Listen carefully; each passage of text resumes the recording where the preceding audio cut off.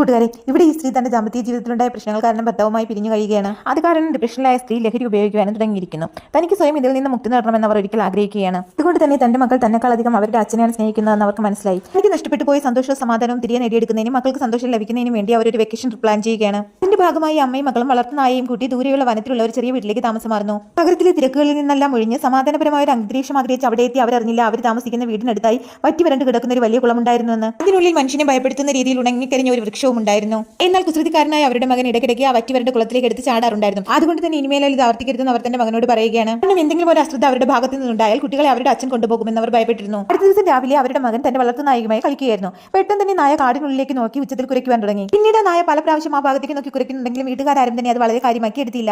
എനിക്ക് പെട്ടെന്ന് ഒരു ദിവസം കാടിനുള്ളിലേക്ക് ഓടിപ്പോയ ആ നായ പിന്നെ തിരികെ വന്നില്ല. നായ തിരികെ എത്താത്തതിനാൽ ആ കുഞ്ഞ് വളരെയധികം വിഷമത്തിലായിരുന്നു. അങ്ങനെ ഇരിക്കെ ഒരു രാത്രി തന്റെ വീടിന് പുറത്ത് തന്റെ നായയുടെ ശബ്ദം കേട്ട് കുഞ്ഞ് പുറത്തേക്ക് ഓടുകയാണ്. പെട്ടെന്ന് നായ അവന് നേരെ ചാടി വീഴുകയാണ്.